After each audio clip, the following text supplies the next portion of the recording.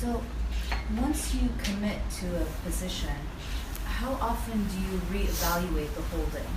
Like, if the terrain is changing, or like you said, some decision gets passed, trade agreements change, that Yeah. kind of thing. That ties into another question that we have here.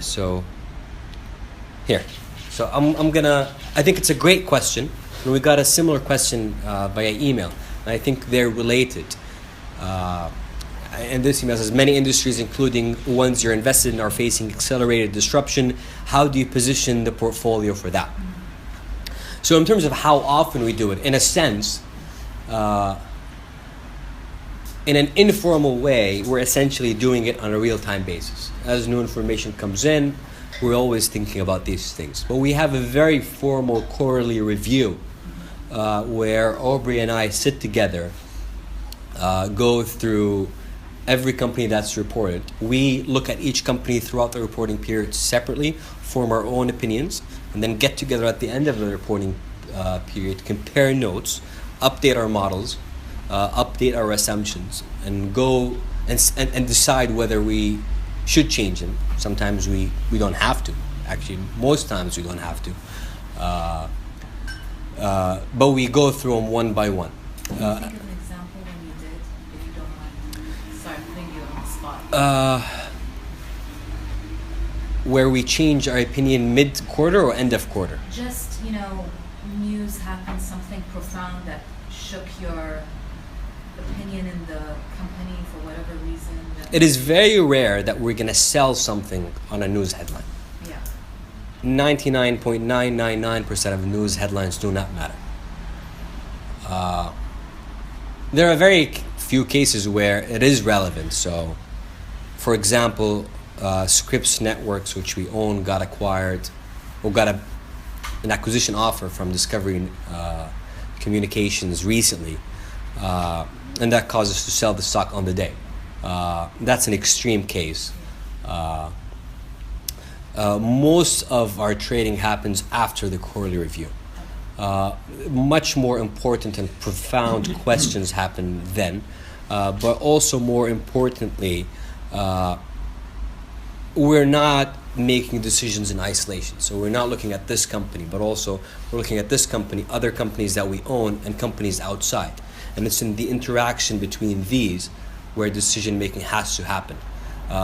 When you say, I don't like whatever, SNI in this case, you're essentially saying, I either don't like it relative to everything else that I own, which means sell SNI and buy everything else, or do you not like it and would rather have cash, or do you not like it and rather buy some other things that we don't own?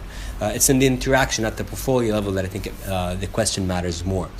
But tying it into the disruption question that comes in, yes, we are exposed to many industries, retail, media, the packaged goods industry, where there are a lot of changes, especially the past 2 years. There are many reasons why that's happening. Some of them are demographic, and some of them are economical. I think people underestimate the economical ones. The massive monetary expansion that has happened since the great financial crisis has brought down the costs of capital substantially, to the point where many new startups have almost zero cost of capital and almost infinite access to capital. And what that does is, and we used to be in a co-working space with a lot of tech companies, so we essentially saw that in real time. You can start a business today and disrupt an existing competitor by engaging in what is essentially non-economic behavior, which is basically when you give away a product with no expectation of getting anything in return.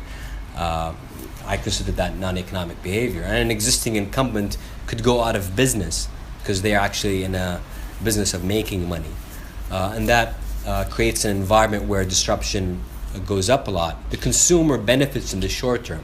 But what happens if and when interest rates go up again and the new disruptors have no business models, and the old providers of what could be essential services no longer exists.